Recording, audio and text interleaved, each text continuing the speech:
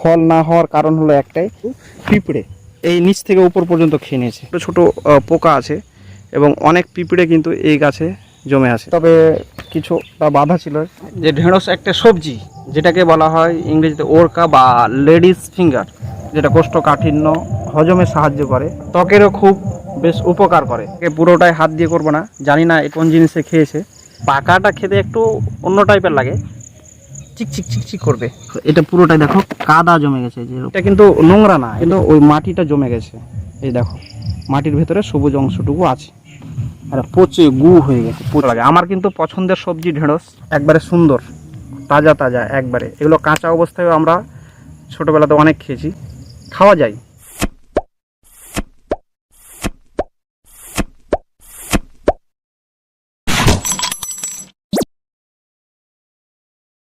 Hello viewers, welcome back to my YouTube channel. আরও একটা নতুন ভিডিওতে তোমাদেরকে স্বাগতম।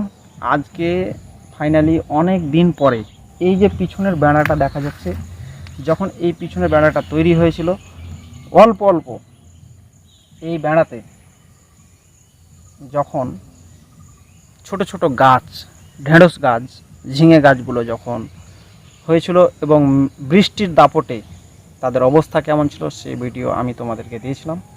অনেকে কমেন্ট করেছো, তবে অনেকে জানতে চেয়েছিল যে এখন যে ঢেঁড়সের জমিটা ছিল, মানে ঢেঁড়সের গাছগুলো এখন কীরকম অবস্থায় আছে। আমি বলেছিলাম যে এখানকার মাটি কাটা হয়, মাটি খুব একটা জোরালো না, তবে যেটুকু হয়েছে মাটি হিসেবে অনেকটাই হয়েছে।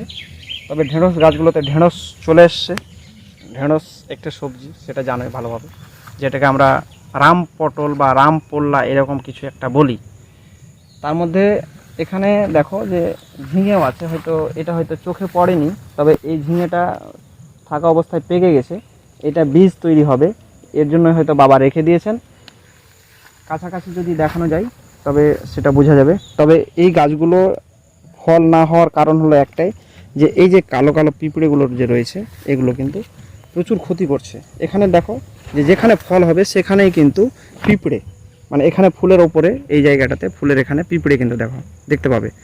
এইদিকে দেখো অনেক পিঁপড়ে, আর এখানে তো পুরো এইটা বেশি দিনও হয়নি, 4 থেকে 5 মাস হয়েছে, তবুও দেখো যে এখানে মাটি যেভাবে, এই যে দেখো এখানে নিয়ে আসা হলে পরে বুঝতে পারবে। এখানে দেখো কীভাবে পুরো একবারে উই পোকাতে পুরো খেয়ে নিয়েছে।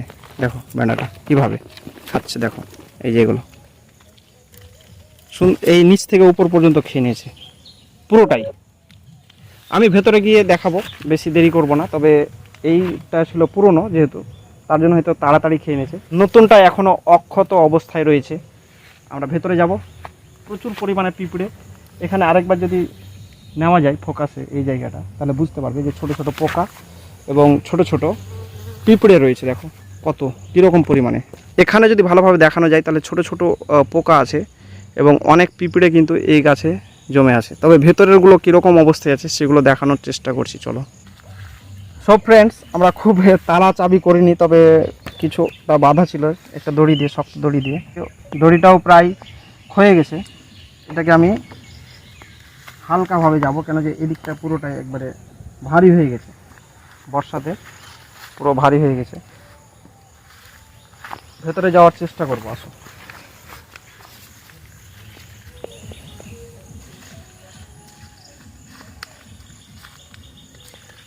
দেখো ভিউয়ার্স, ব্যাপারটা হলো যে এইদিকে দেখো ঢেঁড়স গাছগুলো কিন্তু অনেক ছোট ছোট।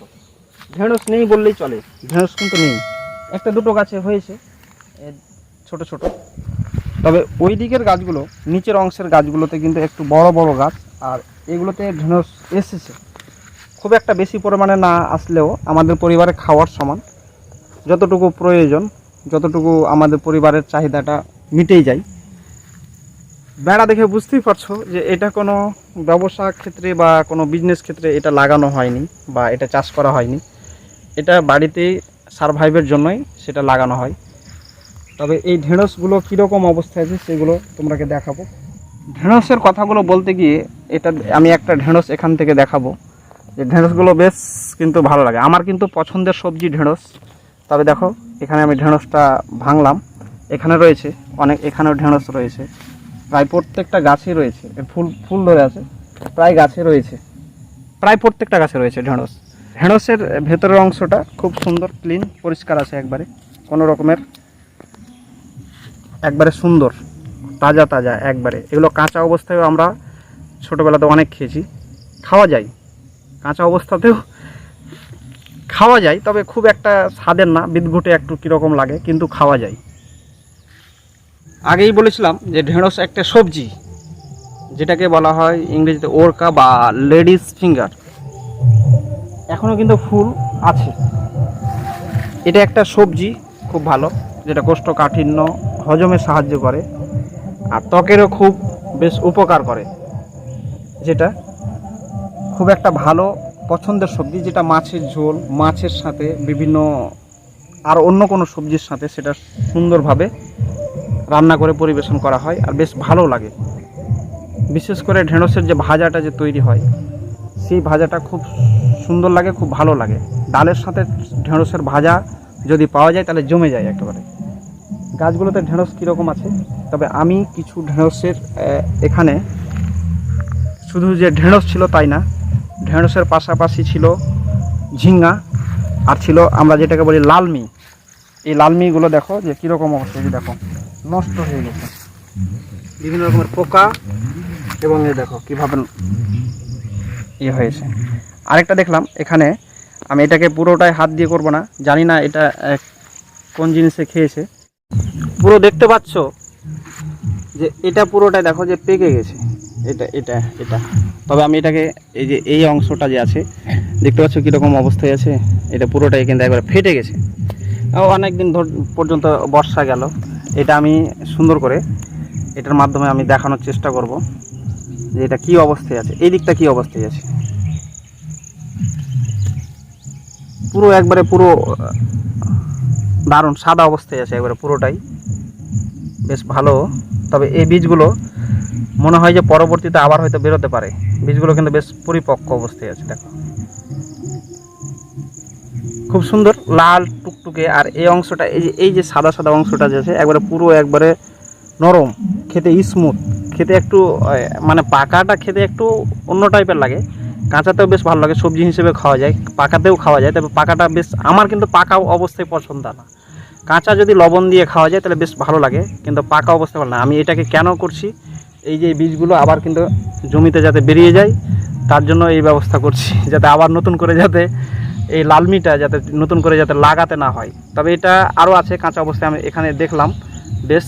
আর দেখো এরকম কীরকম অবস্থায় আছে, দেখো পুরো একবারে দেখো চিকচিক চিকচিক করবে পুরোটাই একবারে, পুরো এর যে অবস্থাটা আছে দেখো কীরকম অবস্থায় আছে। তবে এটা পুরো পেকে পড়েছিল এই জন্যই। তবে আমি ওখানে যদি যাই, মানে ওইদিকে যদি যাই, তবে আরেকটা আছে ওখানে কাটাতে প্রায় হয়ে আছে, এদিকে নিয়ে আসো আমি দেখো।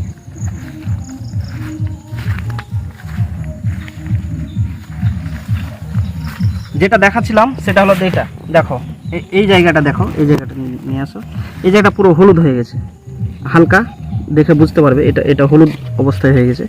আর এই যে দেখো এটা পুরোটাই দেখো কাদা জমে গেছে এই যে এর উপরে, এই যে দেখো কীভাবে মাটি জমে আছে, দেখো এই যে দেখো এটা কিন্তু থাকবে না, এটা পচে যাবে। এখান থেকে আমি পুরোটাই নিলাম, দেখতে পাচ্ছ কীরকম অবস্থায় আলাদাভাবে ছুটে গেছে, এটা কিন্তু পুরোটাই পচে গেছে, এই দেখো নষ্ট হয়ে গেছে, এটা খাওয়াও যাবে না, এটা পুরোটাই নষ্ট হয়ে গেছে। এই অংশটা এখনও শক্ত অবস্থায় আছে, এই অংশটাকে ধুয়ে খাওয়া যায়, তবে এই জায়গাটা কিন্তু সম্পূর্ণ পচে গেছে। তো মাটি, এখানকার মাটিটা খুব একটা বেশ ভালো না, একবারে কমজোরি মাটি।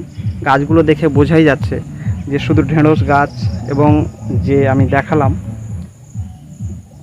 ছোট ছোট ঝিঙে গাছ যে আছে, ঝিঙে গাছের ফলগুলো আস্তে আস্তে হচ্ছে, কিন্তু সেগুলো মরে যাচ্ছে, পচে যাচ্ছে, খুব একটা ভালো মানে সিচুয়েশনে নেই গাছগুলো। আর উপরের জল এদিক দিয়ে বয়ে আসে, গাছগুলোর উপরে প্রচুর পীড়ন চলে, আর পীড়ন চলার কারণে বুঝতে পারছো যে বিশেষ করে সবজিগুলো যেগুলো আছে সেগুলো একটু পীড়ন কমই সহ্য করে, হয়তো শস্যগুলো বেশি সহ্য করতে পারে।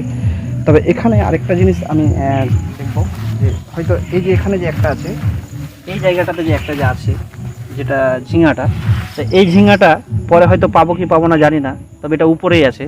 নিচেরগুলো যেগুলো মাটিতে লেগে রয়েছে সেগুলো কিন্তু একটাও ঝিঙা কিন্তু আমরা এখন পর্যন্ত নিয়ে যেতে পারছি না। আসছে 2-1টা নিয়ে যাই, বাবা মাঝে মধ্যে নিয়ে যাই যতটুকু মানে হয়, তবে হয়ে যায়। তবে এটা যদি কোনো বিজনেস ক্ষেত্রে বা ব্যবসা ক্ষেত্রে যদি লাগানো যেত তাহলে কিন্তু এটা কিন্তু অসম্ভব ছিল। এটা আমি বাড়ি নিয়ে যাবো এইটুকু, আর এইটুকু লবণ দিয়ে বাড়িতে গিয়ে খাবো। এটা এটা কিন্তু নোংরা না, এটা কিন্তু বৃষ্টির জল যে ওখানে জমেছিল ওই গর্তটাতে, এখানে কিন্তু ওই মাটিটা জমে গেছে। এই দেখো মাটির ভেতরে সবুজ অংশটুকু আছে, এই দেখো, লক্ষ্য করলে পরে বুঝতে পারবে। তবে যে কথাটা আমি বললাম এই ঝিঙাগুলোর ব্যাপারে, ওখানে আমি যদি দেখাই তাহলে সেই জিনিসটা প্রমাণ হয়ে যাবে এবং সেই জিনিসটা তোমরা দেখতেও পাবে। আসো, এখানে পাশাপাশি দুটো ঝিঙে আছে, তার মধ্যে এটা দেখো একবার সতেজ অবস্থায় আছে, আর এই যে পিঁপড়েগুলো দেখতে পাচ্ছ কীরকম দৌড়ে বেড়াচ্ছে শুধু, এটা দেখো পুরোটা পচে গেছে এটা এখান থেকে। আর এটা দেখো সম্পূর্ণ ঠিক আছে, তবে এটাও মনে হয় পচে যাবে। এই যে অংশটা দেখো, এটা পুরোটাই পচে গেছে, শুকিয়ে গেছে, কোনো কারণ নেই, এমনিতেই পচে গেছে এটা। দেখো এটা যদি আমি কাটি, এই যে দেখো কীরকমভাবে পচে গেছে, এই যে দেখো পুরোটাই। এটা রেখে দিই, এই দেখো দেখো শুকিয়ে গেছে, দেখো কীরকম অবস্থা আছে, এটা পুরোটাই পচে গেছে, এটা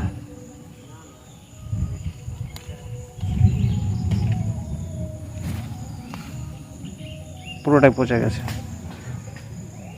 সো ভিউয়ার্স, চাষবাস করতে গেলে অনেক কিছুর সাথে মোকাবিলা করতে হয়। গাছগুলোকেও ঠিক তেমনটাই, চাষিকেও এবং যারা চাষ করে কতটা কষ্টে যে যারা চাষ করে। যদি কেউ লোকের ফসল এখন পর্যন্ত হয়তো মাঠ থেকে তুলে নিয়ে আসছো, বা লোকের লাগানো সবজি এখনও বাড়িতে রান্না করে খাচ্ছ, সেই জিনিসগুলো দেখে তোমাদের অবশ্যই ভাবা উচিত যে একজন চাষি এবং একজন সবজিওয়ালা কতটা কষ্ট করে, জল দিয়ে, কতটা হেফাজত করে, সেগুলোর প্রতি কতটা যত্নবান হয়ে সেগুলো চাষ করার চেষ্টা করে। এবং হয়তো সে নিজের জন্য বা হয়তো বিজনেস ক্ষেত্রে যাই হোক না কেন, সেগুলো আমরা দেখতে পাই কিছু কিছু সমাজে মানুষ আছে যারা হয়তো বাজারের সবজি কিনেই না, পুরোপুরি মাঠের সবজিতেই তাদের বছরের পর বছর কেটে যায়। দেখো এটা এমনি ঝুলে আছে এই জায়গাটায়, দেখো মাটিতে লেগেও নাই, কিন্তু এটার অবস্থা কি আছে দেখো, এটার অবস্থা কি আছে, এই যে দেখো, দেখো কি অবস্থায় আছে, দেখো আরে পচে গু হয়ে গেছে, পচে গু, দেখো এরকম অবস্থায় আছে। তাহলে এরকম অবস্থায় যদি পচে যায় তাহলে খাবে কি, বাড়ি নিয়ে যাবে কি? আর যদি কেউ বিক্রি করার জন্য যদি লাগায় তাহলে বিক্রি করবেইটা বাকি। সো ফ্রেন্ডস, দেখো পচা সবজিও দেখালাম, ভালোগুলোও দেখালাম। তোমরা যেখানেই আছো ভালো থাকো, সুস্থ থাকো, কমেন্টে জানাও যে কারা কারা ছোট বা বড় বেড়াই সবজি চাষ করো। সো যতক্ষণে নতুন ভিডিও আসে ততক্ষণের জন্য বাই।